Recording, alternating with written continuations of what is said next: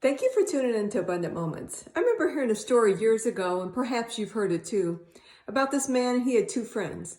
One of them was an eternal optimist, and the other was an eternal pessimist. And he decided he was tired of one always being so positive and the other one always being so down on everything, that he was going to try to change them. So the one that was a pessimist, he took him and he had a room for him prepared at the nicest hotel that he could find. And it was up on the top floor, and it was actually a suite that had just gold everything in it, and the finest foods and the nicest linens and the beautiful flowers. He had everything arranged for this man in the hotel room. He took him and dropped him off, and he thought, now tomorrow morning when I pick him up, he's just going to say what a wonderful time he had. And so he went and picked him up and said, "How was your night?" And he said, "Oh, it was terrible." He said, "Terrible? What could have gone wrong?" He said, "Oh, you don't understand." He said everything in the room was gold. They had golden faucets and gold doorknobs, and everything was just so golden. And this light was so bright. It had all this crystal on it, and it just hurt my eyes. And the food was just so rich.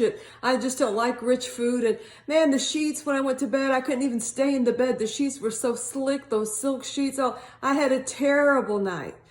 And so he thought, well, I didn't change him. So he went to the eternal optimist that he had, and he had left him and allowed him to spend the night in a barn. And the barn was knee deep in horse manure.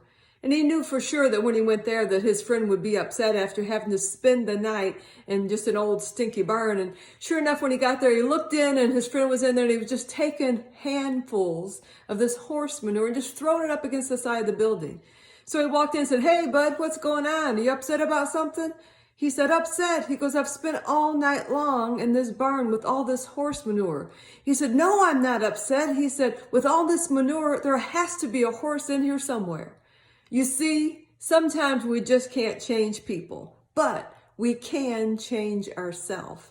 And I want to ask you, if you are an optimistic person, congratulations, stay that way. Even in the midst of things that seem like they're just going wrong, I'm so glad that you can find something good to be thankful for. And if you're a pessimist, then I challenge you to change your ways. You can't change somebody else, but you can change yourself. And right now we're all going through a hard time and things just aren't like they used to be. But we are so blessed.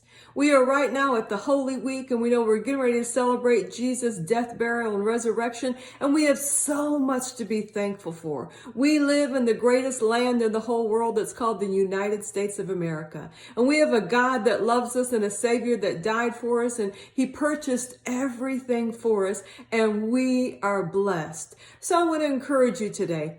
Be like the eternal optimist and find something good and help somebody else to see the good even in what we think sometimes is a bad situation. There's always something good there. So find the good, and thank you for tuning in.